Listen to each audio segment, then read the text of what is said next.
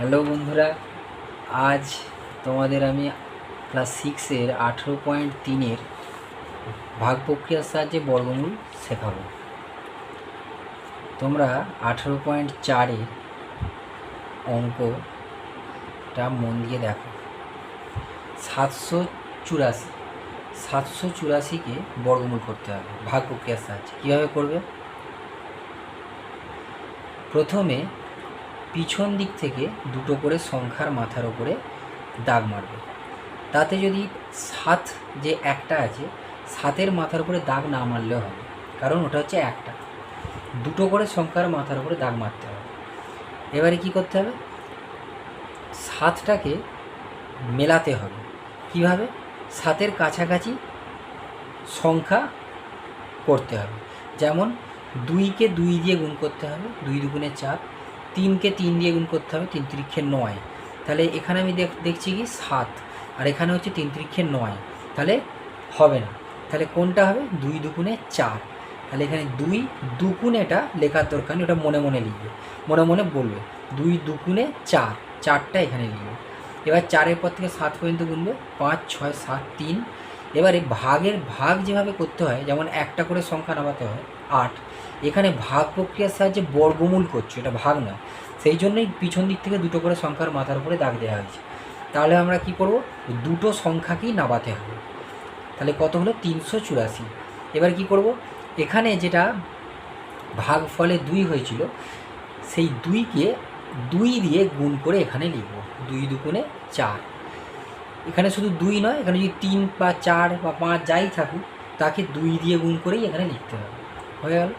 এবারে 4-এর পাশে তুমি এমন একটা সংখ্যা বসাবে, তাকে তত দিয়েই গুণ করতে হবে যেন লাস্ট অক্ষর 4 আসে বা 384 আসে। তাহলে 4-এর পাশে যদি আমি 8 দিই, 8 8-এ 64। অনেকে 4-এর পাশে 2 দেবে, 2কে 2 দিয়ে গুণ করবে। 4-এর পাশে 3 দেবে, 3কে 3 দিয়ে গুণ করবে। 4-এর পাশে 5 দেবে, 5কে 5 দিয়ে গুণ করবে। অনেক সময় লাগবে। তোমরা কীভাবে করবে?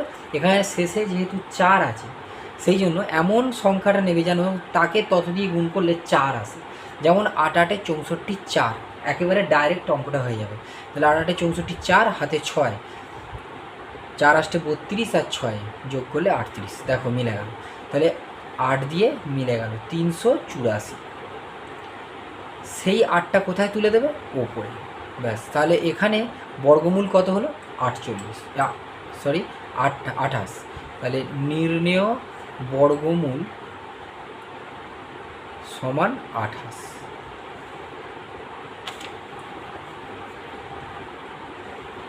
বোঝা গেছে এটা? এবারে আমরা 5-এরটা দেখাচ্ছি। 1025 4টে দিয়ে, এটা 3টে দিয়েছিল, এটা 4টে দিয়ে 1024। পিছন দিক থেকে দুটো করে সংখ্যার মাথার উপরে দাগ দাও। এখানে দেখো ওই ওপরেতে দুটো করে সংখ্যার মাথার উপরে দাগ দিতে 7-এর উপর দেওয়া হয়নি, কারণ 7 একটা আছে। এখানে 24-এর মাথার উপরও দাগ হলো, কারণ 24 দুটো সংখ্যা হলো, দুটো সংখ্যা নিয়ে 24 হলো। আর এখানে 10, মানে দুটো সংখ্যা নিয়ে 10টা হয়েছে, সেই জন্য দুটোর মাথার উপরই দাগ হলো। এবারে একই সংখ্যাকে একই সংখ্যা দিয়ে গুণ করবে। এটা এই নয় যে 5 দুগুণে 10 করে দেবে। তাহলে এটা কীভাবে করবে? 2 দুগুণে 4, 3 তিরিক্ষে 9, 4 4-এ 16। তাহলে এখানে 4 4-এ 16টা নেবো না, তাহলে 3 তিরিক্ষে 9টা নেবো। তাহলে এখানে 3 নেবো, 3 তিরিক্ষেটা মনে মনে, আর এখানে 9। এবার 9-এর পরে 10 পর্যন্ত গুনবে, 1 নামলো। এবারে কি করবে? পুরো আমি বলে দিয়েছি আগের অঙ্কটাতে যে ভাগে যেমন একটা করে সংখ্যা নামাতে হয়, এখানে দুটো সংখ্যাকেই নামাতে হবে। যেমন 24 নাবি দিয়ে। এবারে এখানে যা থাকবে তাকে কত দিয়ে গুণ করে লিখতে হবে বলে দিয়েছি? 2 দিয়ে। তাহলে 3 দুগুণে 6। এবারে 6-এর পাশে এমন একটা সংখ্যা বসাবে, তাকে তত দিয়েই গুণ করবে যেন লাস্ট অক্ষর 4 আসে।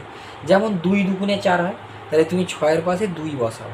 তাহলে 2 দুগুণে 4 আর 6 দুগুণে 12, 124 মিলে গেছে। তাহলে 2 দিয়ে মিলে গেল 124। সেই 2টা কোথায় তুলে দেবে? ওপরে। তাহলে নির্ণেয় বর্গমূল